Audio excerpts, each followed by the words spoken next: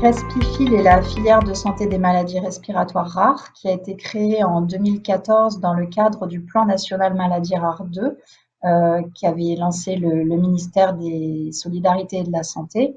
On couvre l'ensemble des maladies respiratoires rares de l'enfant à l'adulte et ça va des atteintes du parenchyme comme les pneumopathies interstitielles diffuses et donc la fibrose pulmonaire idiopathique, mais aussi les dyskinésies ciliaires primitives, les hypertensions pulmonaires graves et aussi de causes diverses, et les syndromes d'hypoventilation comme le syndrome Landin. Alors, les filières, elles ont pour vocation d'animer, de coordonner, de soutenir l'action de tous les centres de référence qui avaient été, eux, labellisés dans le cadre du Plan national maladies rares 1, donc précédemment à la création des filières. Donc, on est là pour mettre en lumière leur activité, leur donner de la visibilité, leur permettre de travailler entre eux, de se connaître, d'avoir une homogénéité des pratiques, mais aussi de fédérer d'autres acteurs des maladies rares, les associations, les laboratoires de recherche, de diagnostic. Et le but de tout ce petit monde, c'est quand même d'améliorer la prise en charge, de faciliter le quotidien des patients, aussi bien dans le parcours de vie, le parcours de soins, mais toute la recherche, l'information, et puis maintenant avec l'ouverture à l'Europe, avec la création des réseaux européens de référence, de faire que ce modèle un peu français des maladies rares puisse rayonner à travers l'Europe et faciliter la prise en charge de tous les patients atteints de maladies respiratoires rares.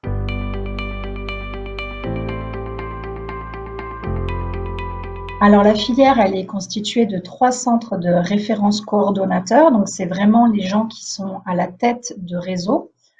Donc on a le professeur Vincent Cotin qui est responsable du centre de référence des maladies pulmonaires rares de l'adulte, qu'on appelle Orphalung et qui est situé à Lyon. Et ce centre-là est lui-même composé de 6 centres constitutifs, qu'on dit constitutifs, qui ont une spécificité de prise en charge en fonction des plateaux techniques des établissements qui les hébergent ou par rapport aux pathologies qu'ils prennent en charge. Et après, on a sur le territoire, l'ensemble du territoire national, des centres de compétences. De la même façon, on a le centre de référence de l'hypertension pulmonaire qui est coordonné par le professeur Imbert, qui se situe à l'hôpital Bicêtre. Le professeur Imbert est aussi le coordonnateur de notre filière de santé.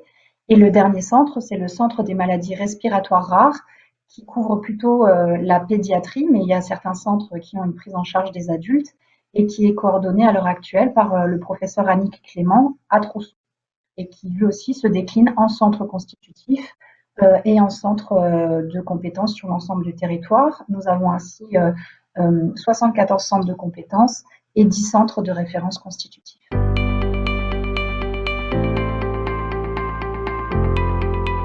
Alors, les associations de patients, elles sont dans notre gouvernance. On a 3 associations de patientes différentes. Donc, on a l'APFPI qui est représentée par monsieur Jean-Michel Fourier, avec qui on a des échanges très réguliers, qui nous suit sur les réseaux sociaux et que l'on suit aussi. Donc, on a beaucoup d'échanges avec lui. On a aussi l'association des dyskinésies ciliaires primitives, et on a à peu près ce même lien avec eux et qui représente plutôt, on va dire, Respirar, le centre Respirar. La PFP, c'est vraiment Orphalung.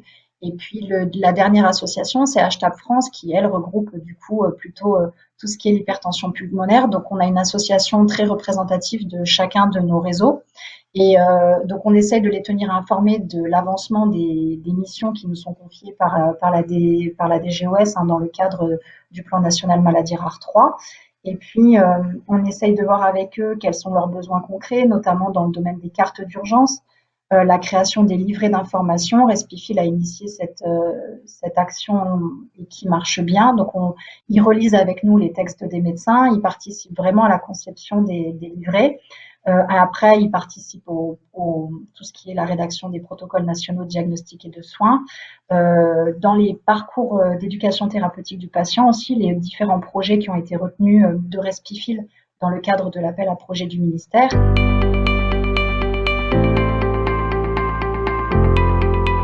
Alors nous, on a vraiment l'amélioration du parcours de soins Donc c'est très très large parce que ça va de la rédaction des PNDS et c'est vrai que c'est pas l'équipe opérationnelle qui rédige le PNDS, hein, c'est vraiment les experts du domaine avec des médecins traitants aussi parce qu'il faut pouvoir que il n'y a pas que l'hôpital, il y a aussi le retour à la ville et le retour chez soi et l'accompagnement chez soi et que le médecin traitant comprenne aussi les difficultés, les traitements que peuvent avoir les patients.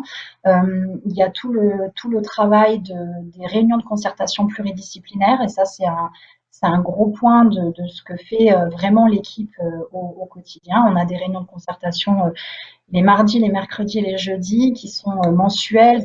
L'objectif, c'est que les patients aient la même chance, qu'il n'y ait pas de perte de chance et que du coup, les dossiers qui peuvent être un peu compliqués soient présentés devant un panel et un groupe d'experts qui vont discuter vraiment des possibilités thérapeutiques, de l'éventualité de rentrer un patient dans un essai clinique, si ça peut être proposé.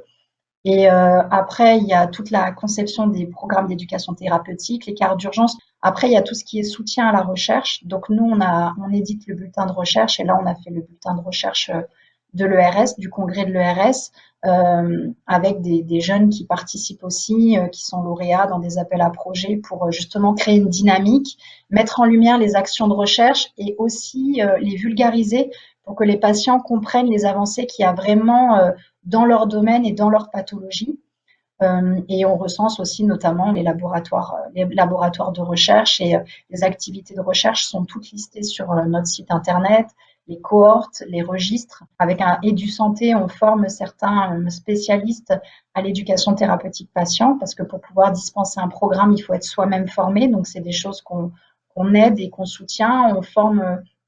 On soutient les jeunes chercheurs et les jeunes médecins en leur permettant de participer notamment à des congrès et on essaye d'accompagner les patients et notamment les parents experts dans une formation pour qu'ils deviennent justement pleinement acteurs et qu'ils puissent être utiles à toutes leurs associations en devenant vraiment experts de la pathologie reconnus avec un diplôme aussi. Et après, le dernier volet, c'est vraiment l'Europe, l'ouverture à l'Europe.